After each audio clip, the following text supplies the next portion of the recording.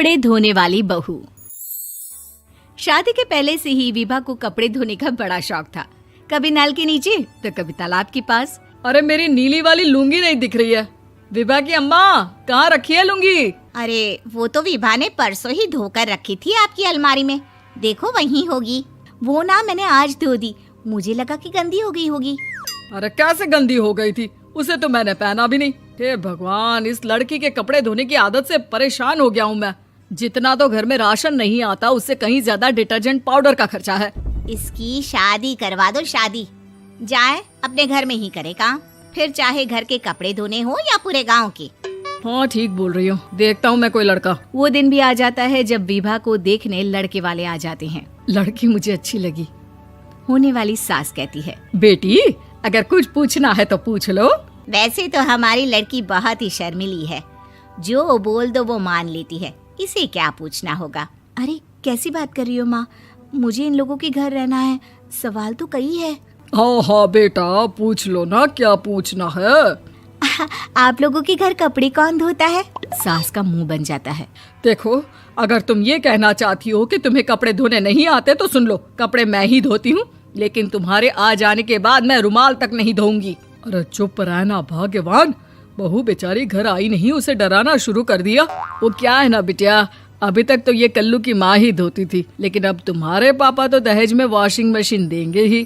तभी विभा की माँ बोल पड़ती है, सवाल भी पूछा तो क्या। वैसे भाई साहब, मशीन की तो फिर भी कपड़े धोने की कैपेसिटी होती है। मतलब जो बिटिया दे रहे हैं ना विभा, इसे कपड़े धोने का बहुत शौक है। ये आप लोगों के क्या, आस पड़ोस गांव मोहल्ले सबके कपड़े धो दे और उफ तक ना करे। बाहर देखा नहीं आपने कितने कपड़े सूख रहे हैं? सब हमारी बिटिया ने ही तो धोए हैं। बस भी करो ना माँ, शर्म आ रही इतनी तारीफ सुनकर। और तो और एक दाग निकाल कर दिखाओ तो मान जाऊं। हाँ अच्छा, माफ करना बेटा, मैंने गलत समझा।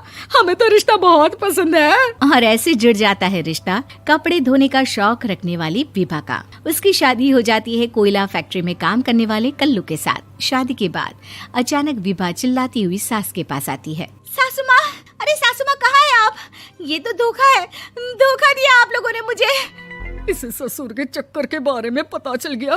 अरे तो उसमें तुझे क्यों धोखा मिला है? अरे नल में पानी नहीं आता, कपड़े कैसे कब धुलेंगे? अच्छा, तू पानी नहीं आ रहा उसकी बात कर रही है। तो आपने क्या सोचा? कुछ नहीं। अच्छा, तेरी माँ ने कहा था कि कपड़े धोने का शौक है तुझे, याद आया मुझे। शौक बोलकर कपड़े धोने वाले मेरे जुनून को कम ना आके सासू माँ, कपड़ा धोना मेरा गुरूर है। तभी पति भी वहाँ आ जाता है। अभी मैंने इसे सनी देओल की फिल्म दिखाई है, उसी के डायलॉग मार रही है माँ। अच्छा सुन, साफ साफ बता रही हूँ, पानी सुबह 4 से 6 और शाम को 10 से 12 आता है, समझी? विभा टाइमिंग सुनकर हैरान हो जाती है। ये क्या भूतों का मोहल्ला है? सुबह 4 बजे उठकर कौन कपड़े धोता है? 4 बजे टंकी में पानी जाता है, फिर सारा दिन धोना ना, किसने मना किया? अरे कैसी बात कर रही हैं? 200 लीटर की टंकी में कितने कपड़े धो लूंगी मैं? सुबह ही उठ जाऊंगी मैं। अब क्या था, विभा सुबह 4 से लेकर रात के 12 बजे तक कपड़े ही धोती रहती। एक रोज सास पड़ोस से निकलकर कहीं जा रही होती है कि साथ वाली कहती है, हाँ कल्लू की माँ, जरा ये बताओ कि 2 साड़ी है, 2 ब्लाउज और एक पेटीकोट और एक नाड़े वाला लंबा कच्छा। हाँ तो?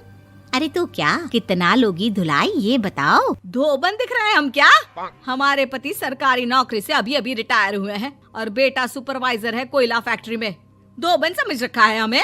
हाय रे कल्लू की अम्मा, माफ कर दो, वो तो मोहल्ले में यही सब बता रहे थे कि तुमने बहू को कपड़ा धुलवाने के काम में लगा दिया है। सास को पड़ोसन की बात सुनकर गुस्सा आ जाता है। वो घर पहुंचती है जहां घर के बाहर ही इतने सारे कपड़े सूख रहे होते हैं जितने कि किसी धोबन के घर पर। अरे ओ कल्लू की दुल्हन, बाहर निकल। माँ जी यहीं आ जाओ, बाथरूम में चादर धो रहे हैं हम। अरे अभी हम धोते हैं, तुमको बाहर निकलो। ये आस पड़ोस वाले बोल रहे हैं कि हम बहू से कपड़े धुलवा कर उसे कपड़ा धोने वाली बना दिए हैं। अरे छोड़ो ना माँ जी, किन लोगों की बातों में आती हो? आस पास के लोगों का तो काम ही होता है कि वो किसी तरह सास बहू को लड़ा दे। बहू सारे घर के कपड़े धोती है, ये क्या कम है? बोलिए। सास को भी लग जाता है कि वो बहू का ये सनकीपन नहीं छुड़वा सकती, इससे अच्छा है कि खुद ही चुप हो जाए।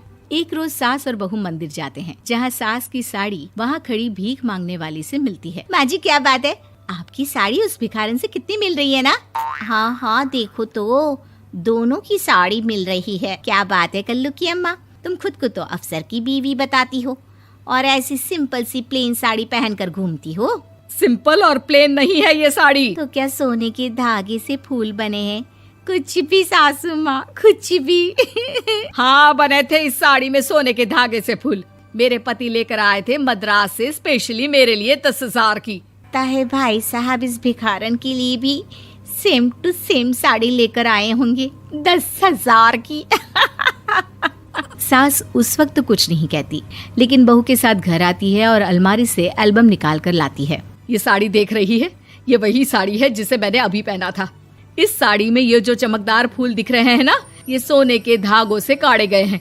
लेकिन तू लोकल वॉशिंग मशीन ब्रश से घिस घिस कर सारे फूलों को निकाल कर साड़ी प्लेन कर दी। मुझे माफ कर दीजिए सासू माँ। और तो और, जब मैंने तुझे तेरी गलती के लिए कुछ नहीं कहा, लेकिन तूने तो सबके सामने मेरा मजाक ही बना दिया। क्यों? बहू को समझ में आ जाता है कि अब से उसका कपड़े धोना बंद।